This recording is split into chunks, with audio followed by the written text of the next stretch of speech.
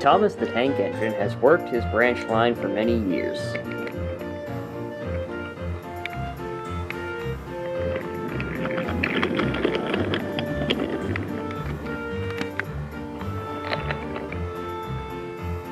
You know just where to stop, Thomas, laughed the driver.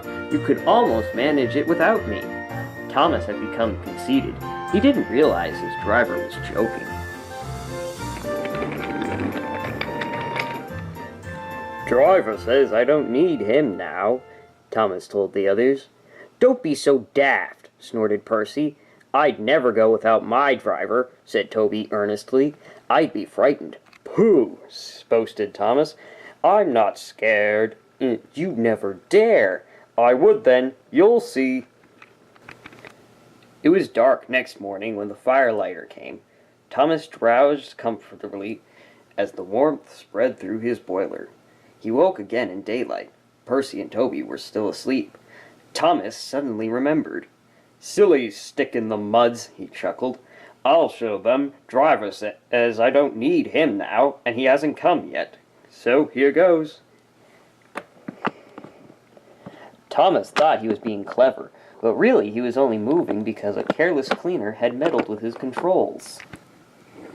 He soon found his mistake. He tried to whoosh, but he couldn't. He tried to stop, but he couldn't. He didn't dare look at what was coming next. There was the station master's house. The station master and his family were about to have breakfast. They were eating ham and eggs. Horrors! Cried Thomas, and shut his eyes.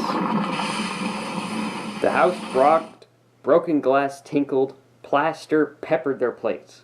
Thomas had collected a bush on his travels.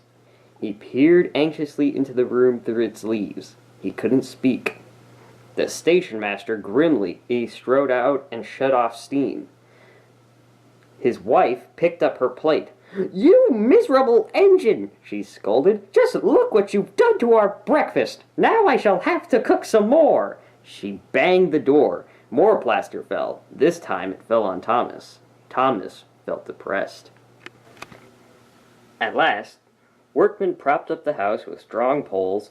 They laid rails through the garden, and Donald and Douglas, puffing hard, managed to bring Thomas back to the yard. Did a bash yourself, Thomas? They laughed. We'll soon have you back on the rails.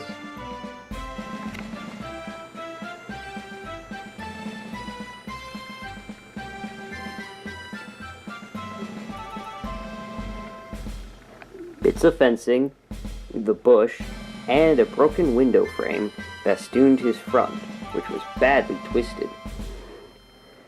The twins laughed and left him. Thomas was in disgrace. You're in a lot of trouble, Thomas, said the fat controller.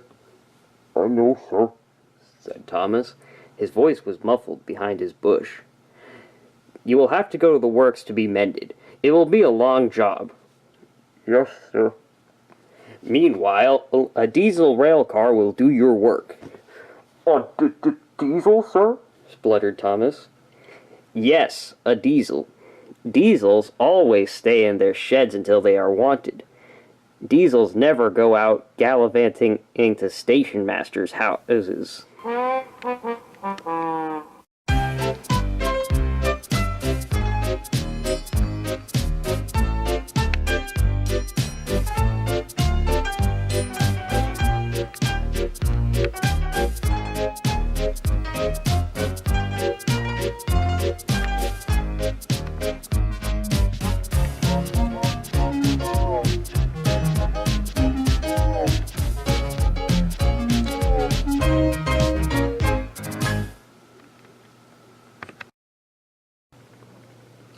And yes, in case you were wondering, this kid here with the cell phone, he's playing Pokemon Go.